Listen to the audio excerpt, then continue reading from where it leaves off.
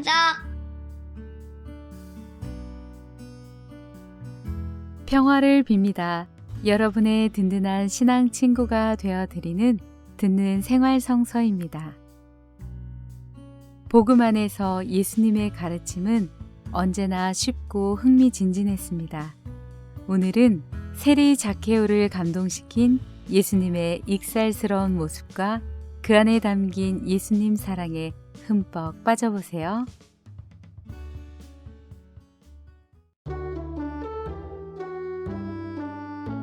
찬란한 봄날이 찾아왔다. 세리 자케오. 낙엽이 우수수 떨어지던 어느 늦가을, 기온이 급격히 떨어진 스산한 날이었습니다. 수도원 진입로에 수북이 쌓인 낙엽을 열심히 쓸어 모으고 있는데, 오래전부터 잘 알고 지내던 전직 조직원에다가 큰 집 출신 노숙인께서 저를 찾아왔습니다. 점심시간 전이었는데 벌써 술기운이 코를 찔렀습니다. 찾아오신 요지는 포장마차라도 하게 큰 거 한 장만 달라는 것이었습니다. 큰 거 한 장이 얼마냐? 100이냐? 물었더니 100으로 뭐하냐? 1000원 돼야지 라는 겁니다. 날씨도 추운데 따뜻한 점심이나 한 끼 사드리고 보내려고 단골 식당에 데려갔습니다. 식사가 다 끝나갈 무렵 술이 조금 깼는지 솔직한 심정을 털어놓았습니다. 나이 들다 보니 조직도 나를 외면하고 날씨는 추워지고 여기저기 쑤시고 저리고 이젠 노숙도 힘들어서 못하겠어요.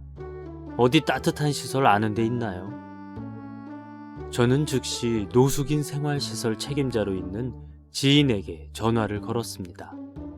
원장님 답변은 너무나 쿨했습니다. 지금 당장 모시고 오세요.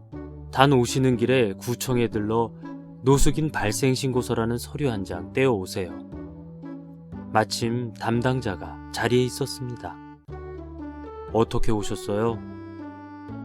노숙인 발생신고서 떼러 왔습니다.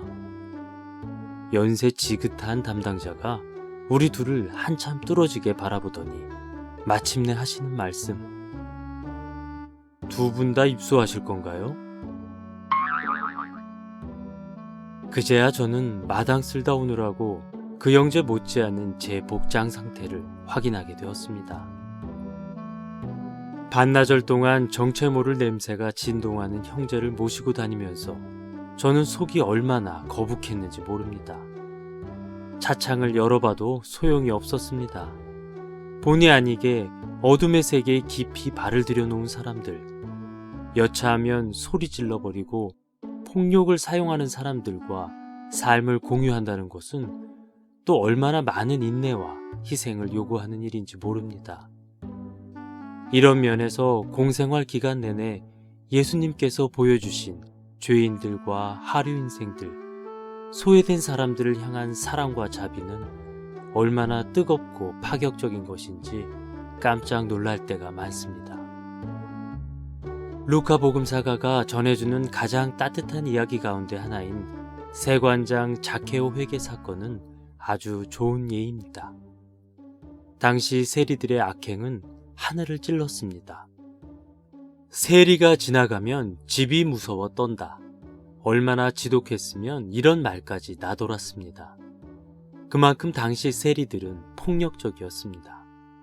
제때 이자를 갚지 않으면 인정사정 없이 뒤엎어버렸습니다. 땅 문서나 집 문서, 돈 될 만한 것을 싹 쓸어갔습니다. 자케오는 세리들의 두목이었으니 요즘으로 치면 조폭세계의 큰형님으로 군림하며 예리코 밤세계를 장악하고 있었습니다. 자케오 회개 사건은 아주 짧은 스토리지만 반전에 반전을 거듭하며 흥미진진하게 전개됩니다. 예수님께서 예루살렘으로 올라가시는 길에 예리코라는 도시에 들르셨습니다. 수많은 군중이 그분을 뒤따르고 길가에 나와 있기도 했습니다. 그런데 어느 순간 천천히 걸어가시던 예수님께서 큰 돌무화과 나무 앞에 딱 멈춰 서셨습니다. 숨어있던 자케오를 보신 겁니다. 제가 예수님이었다면 어떻게 처신했을까 생각해봤습니다. 당시 자케오는 예리코에서 무시 못할 존재였습니다. 죄인으로 소문난 사람이었지만 지역 유지였습니다. 그런 자케오가 돌무화과 나무 위에 올라가 몸을 숨기고 있었습니다. 그의 모습이 눈에 들어왔지만 그의 체면을 살려주기 위해 아마도 모른 채 하고 지나갔을 겁니다. 그러나 예수님께서는 그냥 지나치지 않으시고 자케오를 뚫어지게 바라보셨습니다. 예수님도 꽤나 짓궂은 분이시라는 생각이 듭니다. 부끄럽고 송곳스러운 나머지 애써 몸을 숨기고 있었는데 그러려니 하고 지나가셨으면 좋으련만 굳이 멈춰서서 한참 동안 그를 바라보신 겁니다.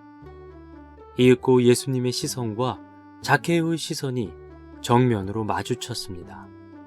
그 순간 자케오의 심정이 어떠했을지는 불보듯 뻔합니다. 도둑이 제발 저린다고 긴장감이 밀려와 숨이 멎을 것만 같았을 것입니다. 아니 생면부지 저분이 왜 내 앞에 서시는 거지? 왜 나를 빤히 바라보시는 거지? 저분은 전지전능하신 분이라는데 내 어두운 과거를 모두 알고 있을 텐데 오늘 수많은 사람들 앞에서 공개적인 창피를 당하는 것은 아닐까? 그런데 상황은 급반전됩니다. 자케오의 걱정과 달리 예수님께서는 언성을 높이지 않으십니다. 화를 내지도 야단치지도 않으십니다. 세상 다정하고 부드러운 음성으로 그의 이름을 부르십니다. 자케오야, 얼른 내려오너라. 오늘은 내가 네 집에 머물러야 하겠다. 자케오는 존귀하신 분이 내 집에 머물겠다니 이게 꿈이냐 생시냐 생각하며 다람쥐처럼 조르르 나무 아래로 내려섰습니다. 한없이 따뜻하고 자상하신 예수님의 배려에 자케오의 눈에서는 쉼없이 감사와 기쁨의 눈물이 흘러내렸을 겁니다. 크신 주님의 자비에 힘입어 어둡고 스산했던 자케오의 겨울이 지나가고 따사롭고 찬란한 봄날이 시작된 것입니다. 반전은 그 한 번으로 끝나지 않았습니다. 용광로보다 더 뜨거운 주님 사랑 앞에 수전노 자케오는 자신도 모르게 지갑을 활짝 열어버립니다. 보십시오 주님, 제 재산의 반을 가난한 이들에게 주겠습니다. 그리고 제가 다른 사람 것을 횡령하였다면 네 곱절로 갚겠습니다. 그리고 이어지는 마지막 반전. 세상 사람들은 그의 구원 가능성을 0%로 봤는데 주님께서는 그에게 100%를 선포하십니다. 오늘 이 집에 구원이 내렸다. 예리코는 해면 아래 250m에 건설된 지구상 가장 낮은 도시로 유명합니다. 해발 700m에 위치한 서쪽 예루살렘과 무려 1000m 넘는 고도차를 보입니다. 그런데 가장 높으신 예수님께서 가장 낮은 도시의 가장 키 작은 사람, 가장 짙은 어둠 속에 살아가던 자케오에게 내려오셨습니다. 그의 집에 머무르시며 그의 친구가 되어주셨습니다. 회개하는 그를 칭찬하시며 바로 그 자리에서 구원을 선포하셨습니다. 자케오에게 베풀어진 즉각적인 구원의 선포, 그 비결은 무엇일까요? 자케오는 열렬히 예수님을 뵙고 싶어 했습니다. 그래서 돌 무화과 나무 위로 올라가 간절히 기다렸습니다. 인간의 구원은 열렬히 바라보고 간절히 기다리고 진지하게 들음을 통해 다가옵니다. 혹시라도 지금 인생의 가장 밑바닥에 서 계십니까? 너무 슬퍼하지 마시기 바랍니다. 마음 크게 먹고 기다리시기 바랍니다.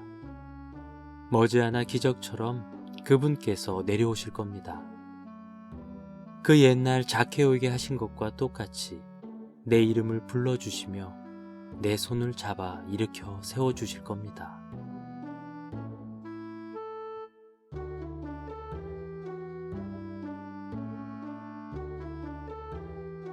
마냥 숨고만 싶었던 세리 자케오에게도 이제 찬란한 봄날이 찾아온 것 같죠?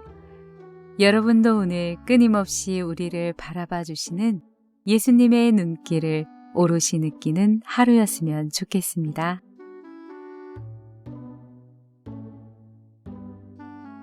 많이 많이 사랑해 주세요.